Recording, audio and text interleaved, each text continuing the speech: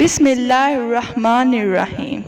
السلام علیکم ورحمۃ اللہ وبرکاتہ۔ موقع کی مناسبت اور واقعات کی اہمیت و فادیت سے انکار نہیں کیا جا سکتا۔ خود خالق کائنات نے سمجھانے کے لیے قرآن حکیم میں جہاں ضروری تھا مثالیں اور واقعات بیان فرمائے ہیں۔ قرآن بیان میں تفصیل و جمال دونوں اسلوب کی اثر پذیری متعجب بیان نہیں۔ قرآن حکیم میں انسان و واقعہ بیان کر کے اللہ تعالیٰ نے ہمیں غور و فکر کی دعوت دی ہے تاکہ احوال حیات سمجھ سکیں۔ 3 صحابہ کرام کی توبہ۔ قرآن حکیم کی سورۃ التوبہ میں 3 صحابہ کرام کی قبول توبہ کا ذکر اس طرح آیا ہے۔ ترجمہ: اور ان تینوں شخصوں پر بھی نظر رحمت فرما دی جن کے فیصلے کو موخر کیا گیا تھا، یہاں تک کہ جب زمین باوجود کشادگی کے ان پر تنگ ہو گئی اور خود ان کی جانیں بھی ان پر دوبھر ہو گئیں اور انہیں یقین ہو گیا کہ اللہ کے عذاب سے پناہ کا کوئی ٹھکانہ نہیں بجز اس کی طرف رجوع کے، تب اللہ ان پر لطف و کرم سے مائل ہوا تاکہ وہ بھی توبہ اور رجوع پر قائم رہیں۔ بے شک اللہ ہی بڑا توبہ قبول فرمانے والا نہایت مہربان ہے۔ اس توبہ کا تعلق 3 صحابہ سے ہے جن کے نام یہ ہیں: حضرت کعب بن مالک رضی اللہ تعالیٰ عنہ، حضرت مرارہ بن ربیع رضی اللہ تعالیٰ عنہ، حضرت حلال بن امیہ رضی اللہ تعالیٰ عنہ۔ یہ واقعہ غزوہ تبوک کے موقع پر پیش آیا۔ اس وقت مسلمان طرح طرح کی مشکلات میں گھرے ہوئے تھے۔ سخت گرمی کا موسم تھا، سفر بڑا طویل اور مشکل تھا۔ ایسا وقت بھی آیا کہ ایک اونٹ پر باری باری سوار ہوتے، صرف ایک کھجور پر ہی رات بسر کرنا پڑتی۔ پانی اتنا کمیاب تھا کہ اونٹ ذبح کر کے ان کے پیٹ میں جو پانی ہوتا اس سے پیاس کو بجھاتے۔ حالات کی سنگینی کی وجہ سے بعض مختلف مسلمان بھی لڑکھڑا گئے تھے، لیکن اللہ تعالیٰ کی خصوصی توفیق سے سفر جہاد پر روانہ ہوئے۔ صحیح بخاری اور مسلم میں جو روایت درج ہے اس کے راوی خود ان تینوں میں سے ایک صحابی حضرت کعب بن مالک رضی اللہ تعالیٰ عنہ ہیں۔ متفق علیہ روایت کا خلاصہ ملاحظہ فرمائیں۔ جن تینوں غزوہ تبوک کے لیے تیاری ہو رہی تھی، میری صحت اور مالی حالت بہت اچھی تھی۔ میرے پاس سواری کے لیے 2 اونٹنیاں تھیں۔ اس سے قبل کبھی میرے پاس سواری کے لیے 2 جانور جمع نہیں ہوئے تھے۔ جمعرات کے دن حضور نبی اکرم صلی اللہ علیہ وسلم اپنے 30,000 جانثاروں کے ہمراہ تبوک کی طرف روانہ ہوئے۔ میں نے دل میں سوچا کہ چند ضروری کاموں سے جلدی جلدی فارغ ہو کر لشکر کے ساتھ جا ملوں گا۔ پہلا دن بھی گزر گیا لیکن مجھے ان کاموں سے فراغت نہ ہوئی۔ دوسرا دن پھر تیسرا دن بھی اسی طرح گزر گیا لیکن میں فارغ نہ ہوا۔ جب کئی دن گزر گئے تو میں نے خیال کیا کہ اب تو لشکر بہت دور چلا گیا ہوگا اور اب میرا جانا بے سود ہے۔ چنانچہ میں نے لشکر کے پیچھے جانے کا ارادہ ترک کر دیا۔ جب میں بازار میں جاتا تو مجھے ان لوگوں کے سوا جو نفاق کی تہمت سے محتم تھے یا معذور تھے اور جنگ میں شرکت کے قابل نہ تھے اور کوئی مسلمان دکھائی نہ دیتا۔ مجھے اپنی اس حرمہ نصیبی پر بڑا دکھ ہوتا۔ ایک بار خیال آیا بھی کہ اگرچہ تاخیر ہو گئی ہے پھر بھی چلا جاتا ہوں، کاش میں ایسا کرتا، لیکن ایسا نہ کر سکا۔ وقت گزرتا گیا، یہاں تک کہ حضور نبی اکرم صلی اللہ علیہ وسلم کی بخیر و عافیت واپس آنے کی اطلاعات آنے لگیں۔ مجھے رنج و غم نے آ لیا۔ میں سوچنے لگا کہ بارگاہ رسالت میں اپنی اس غیر حاضری کے لیے کیا عذر پیش کروں۔ خود بھی غور و غوض کیا اور دیگر سے بھی مشورہ کیا۔ حضور نبی اکرم صلی اللہ علیہ وسلم جب مدینہ طیبہ تشریف لے آئے تو یکا یک دست بضبط کی کیفیت چاہتی رہی اور دل میں ٹھان لیا کہ سچ سچ عرض کر دوں گا، اور اس بارگاہ میں اگر پناہ مل سکتی ہے تو سچ سے ہی مل سکتی ہے، جھوٹ بول کر تو مزید اپنے آپ کو رسوا ہی کرنا ہے۔ حضور نبی اکرم صلی اللہ علیہ وسلم کی سنت مبارکہ تھی کہ جب سفر سے واپس تشریف لاتے تو سب سے پہلے مسجد میں جا کر 2 نفل ادا کرتے۔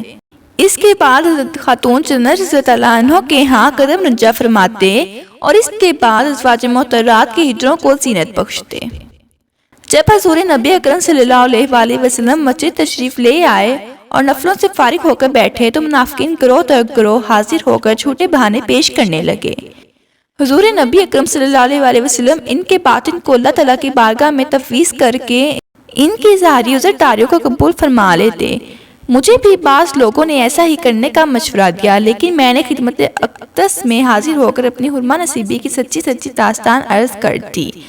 حضور نبی اکرم صلی اللہ علیہ وسلم نے میری عرض گزاشت کو سن کر فرمایا، ترجمہ: اس نے جو کچھ کہا ہے سچ ہے، جاؤ اٹھو، تمہارا فیصلہ اللہ تعالیٰ فرمائے گا۔ کئی لوگوں نے مجھے بڑی سرزنش کی کہ تم نے صاف کوئی سے کام لے کر اپنے آپ کو مصیبت میں گرفتار کروا دیا۔ میں نے خیال کیا کہ واپس جا کر کوئی عذر پیش کروں، لیکن پھر یہ خیال آیا کہ گناہ تو یہ کیا کہ جہاد میں شریک نہیں ہوا، اور دوسرا گناہ یہ کروں گا کہ بارگاہ نبوت میں جھوٹ بولوں۔ میں یہ جرت ہرگز نہیں کروں گا۔ میں نے پوچھا کہ کسی اور کو بھی اس قسم کا حکم ملا ہے، تو بتایا گیا کہ ہلال بن امیہ اور مرارہ بن ربیع کو بھی یہی فرمایا گیا ہے۔ حضور نبی اکرم صلی اللہ علیہ وسلم نے لوگوں کو ہمارے ساتھ بات چیت کرنے سے بھی منع فرما دیا۔ اب ہمارے ساتھ نہ کوئی ہم کلام ہوتا تھا اور نہ ہی ہمارے اسلام کا کوئی جواب دیتا۔ ہمیں یوں محسوس ہونے لگا کہ یہ وہ لوگ ہی نہیں جو پہلے تھے اور جن کو ہم جانتے تھے۔ یہ وہ دیس ہی نہیں جس میں ہم نے عمر گزاری، بلکہ یہ کوئی نیا دیس ہے جس کے کوچہ و بازار اور در و دیوار ہمارے لیے بالکل غیر مانوس ہیں۔ مجھے یہ اندیشہ کھائے چاہ رہا تھا کہ اگر اسی حالت میں موت آ گئی اور حضور نبی اکرم صلی اللہ علیہ وسلم نے نماز جنازہ نہ پڑھائی تو کیا بنے گا؟ میرے دیگر دونوں ساتھی تو رات دن گریہ زاری میں گزار دیتے۔ انہیں دنیا و مافیہ کی خبر نہ تھی۔ انہوں نے تو باہر نکلنا ہی بند کر دیا تھا، جبکہ میں کبھی کبھی بازار جاتا، لیکن نہ کوئی مجھے اسلام کہتا، نہ کوئی میرے اسلام کا جواب دیتا۔ ایک روز میں لوگوں کی سرد مہری سے تنگ آ کر اور مایوس ہو کر اپنے چچا زاد بھائی ابو قتادہ کے پاس چلا گیا، جو اس وقت باغ میں تھا۔ مجھے اس سے بڑی محبت تھی۔ میں نے اسلام کیا تو اس نے کوئی جواب نہ دیا۔ میں نے کہا، اے بھائی، کیا تمہیں علم نہیں کہ میں اللہ تعالیٰ اور اس کے رسول صلی اللہ علیہ وسلم سے محبت کرتا ہوں؟ وہ چپ رہا۔ میں نے 3 مرتبہ یہ جملہ دہرایا، وہ بولا تک نہیں۔ آخر چوتھی بار جب میں نے اسے یہی بات کہی تو اس نے صرف اتنا کہا، اللہ تعالیٰ اور اس کا رسول صلی اللہ علیہ وسلم بہتر جانتے ہیں۔ اس وقت بے اختیار میرے آنسو بہہ نکلے اور میں وہاں سے شکستہ دل واپس چلا آیا۔ میں بازار سے گزر رہا تھا کہ شاہ غسان کا ایک ایلچی مجھے تلاش کر رہا تھا۔ لوگوں نے اشارے سے اسے میری طرف متوجہ کیا کہ یہ کعب ہے جسے تم تلاش کر رہے ہو۔ وہ میرے قریب آیا اور مجھے اپنے بادشاہ کا خط دیا۔ اس نے خط میں مجھے لکھا کہ ہم نے سنا ہے کہ تیرے صاحب نے تجھ پر بہت جفا کی ہے اور تیرے ساتھ ناروا سلوک کیا جا رہا ہے۔ تو ایسا نہیں کہ تیری توہین کی جائے، تو میرے پاس آ جا، دیکھ میں کس طرح تیری قدردانی کرتا ہوں۔ یہ پڑھ کر میں آگ بگولا ہو گیا اور میں نے اس خط کو نظر آتش کر دیا۔ اسے کہا کہ اپنے بادشاہ کو کہنا کہ اس خط کا میرے پاس یہی جواب تھا۔ میں نے اپنے دل میں کہا، میری بدبختی ملاحظہ ہو کہ اب ایک کافر کو یہ جرت ہو رہی ہے کہ میرے ایمان پر ڈاکہ ڈالے۔ اس رنج و عالم میں 40 دن گزر گئے۔ 40ویں دن حکم ہوا کہ ہم اپنی بیویوں سے بھی الگ رہیں۔ چنانچہ میں نے اپنی بیوی کو اس کے میکے بھیج دیا۔ میں نماز پڑھنے کے لیے مسجد نبوی جایا کرتا تھا اور حضور نبی اکرم صلی اللہ علیہ وسلم کو سلام عرض کیا کرتا، اور پھر یہ دیکھتا کہ کیا لب مبارک کو جنبش ہوئی ہے۔ جب میں نماز میں مشغول ہوتا تو سرور دو عالم صلی اللہ علیہ وسلم اپنی نگاہ لطف کو میری طرف مبذول کر فرماتے، اور جب میں فارغ ہوتا تو آراز فرما لیتے۔ یہ لمحے میرے لیے بڑے صبر آزما تھے۔ 50ویں دن رات کو ہمارے توبہ کی قبولیت کی آیت نازل ہوئی۔ صبح کی نماز کے بعد حضور نبی اکرم صلی اللہ علیہ وسلم نے اعلان فرمایا۔ صحابہ کرام رضی اللہ تعالیٰ عنہ دوڑے ہوئے مبارک دینے آئے۔ سب سے پہلے جس نے مجھے یہ مسردہ جاں فضا سنایا وہ حمزہ الاسلمی تھے۔ میں نے فرط مسرت میں اپنے دونوں کپڑے اتار کر ان کی نظر کر دیے، پھر میں بارگاہ مصطفیٰ میں حاضر ہوا۔ سب احباب چوک تر چوک مجھے مبارکباد دینے آ رہے تھے۔ حضور نبی اکرم صلی اللہ علیہ وسلم کا چہرہ انور خوشی سے چمک رہا تھا۔ مجھے دیکھا تو فرمایا، جب سے تیری ماں نے تجھے چنا ہے، یہ تیری زندگی کا بہترین دن ہے، مبارک ہو۔